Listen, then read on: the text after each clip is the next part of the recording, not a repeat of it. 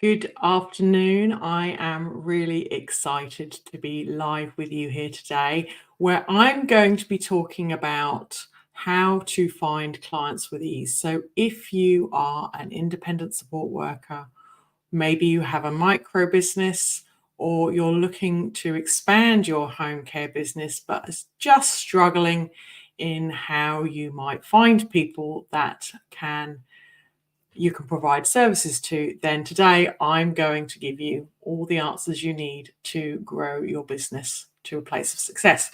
Now, I'm just going to quickly, hopefully, I have come live. I'm just wanting to share myself into another group, but I might not be able to do that at the moment. And so, what I want to talk to you about today is your niche. So, it's really, really important to you if you are in this sector to determine who your ideal client is. So, we're going to dive into that in more detail. Let me just quickly share this into a group that I promised to be in, and then we can get ourselves started. So, it's really important. There's so many people that are out there so many organizations that say they provide supports to a wide range of individuals. And it becomes very challenging for you to stand out in a very saturated market when you say that you provide services to all people. You may be focusing in the disability sector, you may be disability and aged care, but it becomes really difficult to find clients because you can't stand out as being the key person of influence or the person with knowledge or skill that can support and speak directly to that individual. So I want you to take a moment to think about who your ideal client is. Maybe you're already set up in business and you have a couple of clients that you're currently providing support to, or you have worked with people in the past and had great experiences or achieved great outcomes with those individuals. So take a moment. If you're here in the live, just jot this down as a note for something to come back to. If you're watching me on record after the event, then pause me and write down this question: who is my ideal client? Who are the people I've worked with that I have provided great outcomes to? Think about the individual, thinking about their age range, thinking about their disability type, thinking maybe also about your skills or abilities. What is it you are really good at? It might be that you are really skilled and capable around working with young people who are looking to move out of home. You might be really skilled with supporting people who have early onset dementia because that's a topic you know a lot about. You might love working with individuals who are on the spectrum. Whatever skill you have, that I want you to write down those skills that you have. I want you to write down the ideal people that you want to work with or have worked with in the past, or maybe have currently got on your books.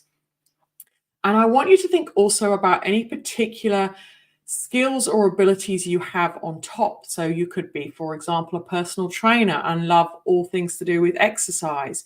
You might have a particular passion for gardening or cooking. So think about those skills that you have, those hobbies, those things that you love doing on a day-to-day basis, and jot those down as well, because this will help you to build a picture of who it is you want to be working with, who it is you want to be supporting. So write all of those things down. Hopefully by now you should have a little bit of an overview of your client avatar, or the type of person you would love to support. So write down, if you can expand on it, where these individuals hang out, if you know where they hang out. Think about what challenges they may have, and think about what their pain points are, what are the difficulties they're encountering in their everyday. Because if you sit down and you dive into the unique needs and challenges of your ideal client, you can start to tailor your messaging to them more effectively.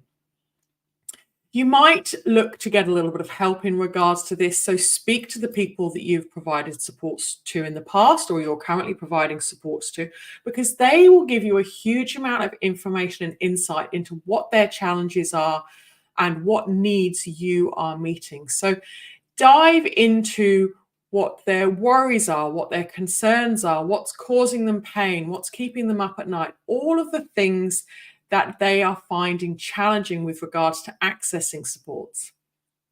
I remember in the early days of having a home care business, I did a lot of work where I was subcontracted from larger providers. And if I didn't have any staff, I would go out and provide that care myself. And by being subcontracted from a larger company and going out and providing supports, the individuals I was supporting in the community were telling me their challenges and struggles and the challenges they were having with the provider that I was being subcontracted from. So they were saying things like the individuals never turn up on time. They never tell me who's coming. They don't know me and my disability or me and my needs. So by listening and really understanding what their challenges were, I was able to use that information when I was promoting my business to new potential customers in the future. So what I was saying within my communication was, we understand your disability. We turn up when we say we're going to turn up. We have staff that are known to you and familiar to you. So that helped me really succeed in business. By collecting that information from the individuals, I knew how to target my messaging to people I was looking to support. But if you can really hone in on that niche of individuals and the particular type of disability, the particular age, by looking at that, you're going to, so the age, for example, will help you to understand where they're hanging out. You can easily Google and find out the demographics, what type of age range of people are on Facebook. So if you're looking for people that are teenagers, you might not be looking on Facebook, but you also need to consider maybe the target audience isn't the teenager, maybe the target audience is the main carer, which is often the mother, in which case you may actually be looking on Facebook to connect with potential clients. It can be challenging sometimes to find that first client, but once you find that client and understand their needs more, it can help you to get your messaging right and look out and put your wider net out and wider circle of finding those supports. So as I said, think about their real pain points, because when you're messaging people through social media, as an example, or through networking, you want to be talking to the pain points of that individual. You want to be talking directly to them. So I'll give you an example of messaging that might work for a particular type of niche. Let's think about neurodivergent children as an example. Remembering as well that probably in this circumstance, we would be targeting our message to the main caregiver or the main mother. So we may be looking in those places where the main caregiver will be hanging out. So when you're thinking about the social media platforms, those types of things, maybe hanging around schools, where are they hanging out and what are they doing? So an overview is you might be talking about how you provide sensory-friendly activities. Experience the joys of an inclusive and supportive sensory-friendly events where there's a welcoming space where you can enjoy fun and engaging activities without overwhelming sensory stimuli. So you're talking about the challenges that the individual would have around that sensory stimuli, and you're saying that you are aware of those challenges and you are providing an environment where those challenges won't be there. So you can then dive deep into the types of messages you would be providing at that time.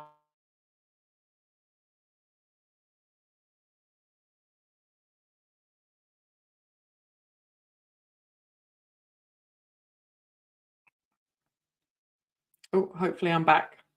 Sorry, I think I went offline for a moment. Hopefully I am back again. So if you're thinking about messaging to a mother as an example, you might be saying something like, are you tired of searching for a supportive community where your child can thrive and reach their full potential free of judgment and misunderstanding? You might be saying something around, we understand the challenges you face when it comes to finding activities and programs that meets the needs of your child. traditional settings may leave your child feeling left and frustrated and unsupported. But we provide supports in a different way. We recognize and embrace neurodiversity. Our programs are clearly crafted to meet the unique needs of the individuals we support. So no more feeling like your child doesn't fit in. We understand, we support, we are educated, and we are skilled in neurodivergence.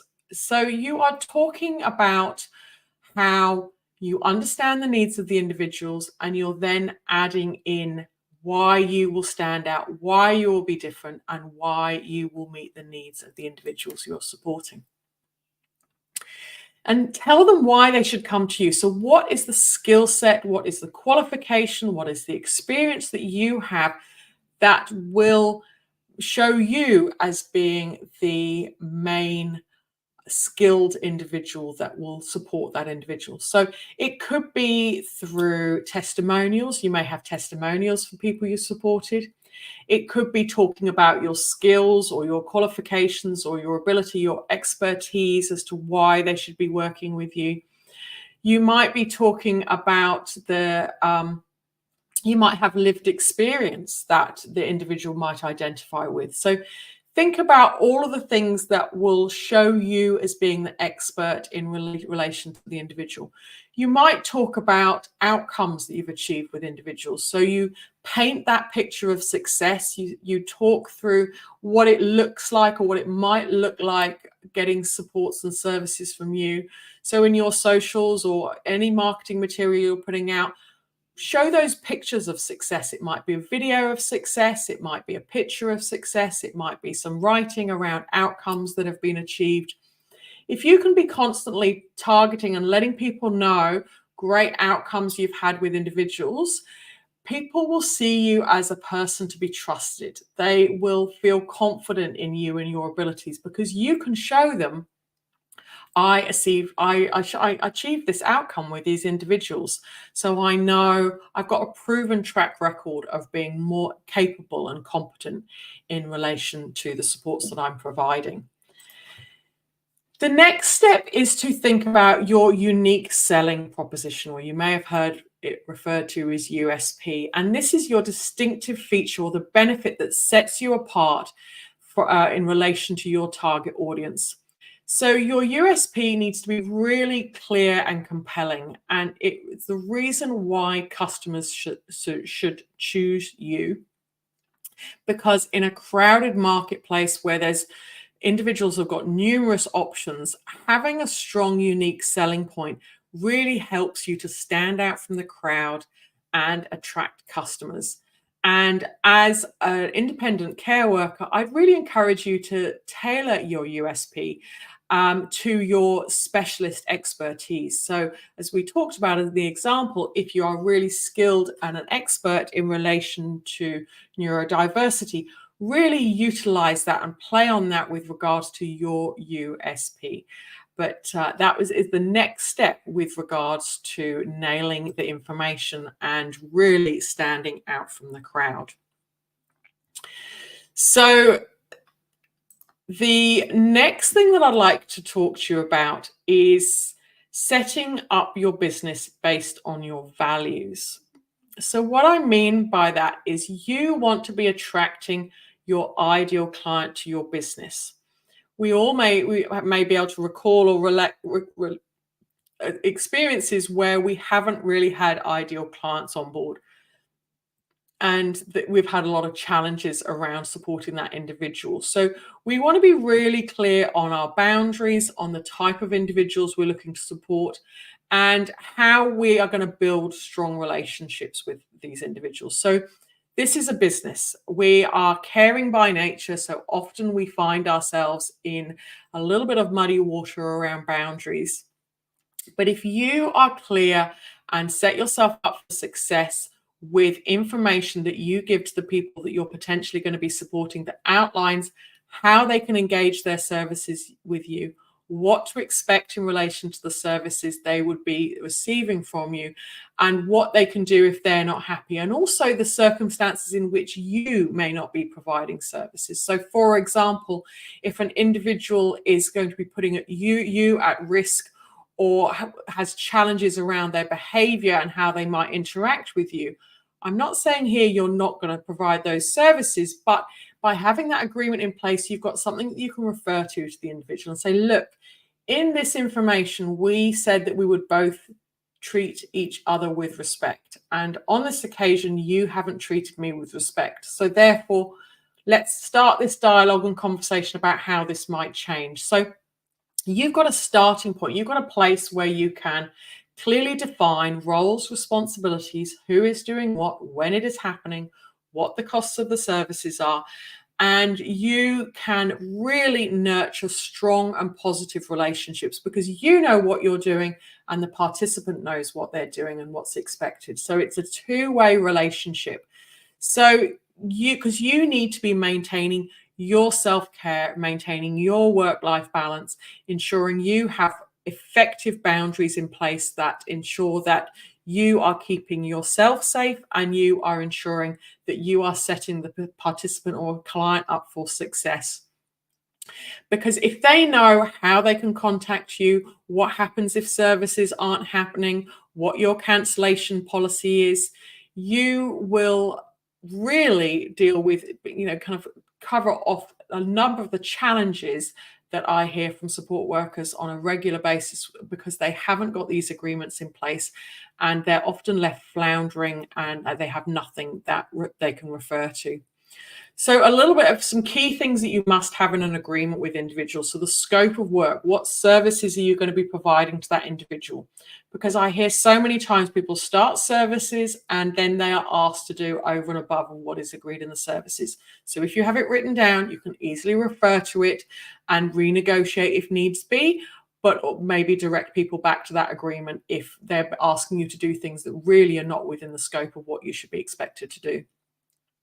What individuals can expect with regards to a timeline. So when services are going to be starting with you, how long they're going to be going for, and what are the costs involved so they can plan and prepare in relation to that service provision. How will communication be occurring? So in what format can the individual communicate with you? They may prefer a phone call, a text message, an email. What is their preferred form of communication?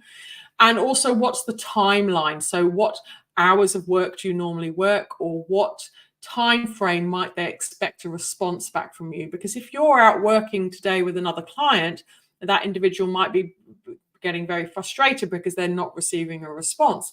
Whereas if you set out at the beginning and say, it can take up to 24 hours for me to get back to you, they then know, oh, it's okay. They said that it could take up to 24 hours. So I'm okay with that and I understand that. Also, payment terms. So what is expected with regards to payment terms? So by thinking about what values are really important to you within your business and setting a clear agreement in place with the individuals you support, you will be set up for success in your independent support worker or micro business. If you don't have that service agreement in place, then I would encourage you to get it in place as soon as possible. I have a Get Set bundle and I'll put the link below so you can get that service agreement. And you can also get an overview policy. It's more of a handbook that's designed for independent support workers that covers off key things like cancellation, boundaries, rights and responsibilities, all those key things that you really do need in your business if you haven't got them already. So I'll put that link in relation to that bundle down below. And I would encourage you to set yourself up for success and make sure you have those agreements in place with anyone you're currently supporting and anybody in the future that you might be supporting. And I hope by really thinking about your niche, discussing and working out what it is important, who you like working with, you will better be able to understand the type of client you're looking for. Think about where they're hanging out. Think about the messaging that you would have in relation to supporting them and set yourself up for success. I do run regular challenges where we look at this in more detail and I help you really come up with this information where the individuals might be hanging out So please join me and keep an eye in my free group to see when the next challenge is coming up. And also a great additional bonus for anybody who would like to learn more today, who has the availability, jump into my independent support worker community, because at the moment I'm providing 2 weeks of education for free. So you can jump in now, receive that education within my independent support worker community, because at 1 o'clock today, AST, so in about 40 minutes time, I'm going to be live within that group, and I'm going to be talking you through how to sign up individuals in your home care business successfully. So I'm going to talk you through all the steps you need to take as part of that initial sign up. So making sure you're set up to ensure the privacy and confidentiality of the individuals you're supporting. I'm going to help you to ensure that you're risk assessing the services and the supports effectively, ensuring that you're protecting both your rights and the rights of the individuals you're supporting, ensuring the safety of you and others. So making sure that you are risk assessing all the supports that are happening within the services. And so if you are struggling around being clear on what services you've agreed to, or unsure about how to communicate boundaries effectively, jump into my free training, which is going to be happening in 40 minutes. If you can't make it, please jump in, because you will be able to watch the live afterwards. So jump on in at any point in the next few weeks and watch that live on re-record, so you can gain that information for free for this very short period of time. So I wish you all a beautiful rest of your day. Thank you.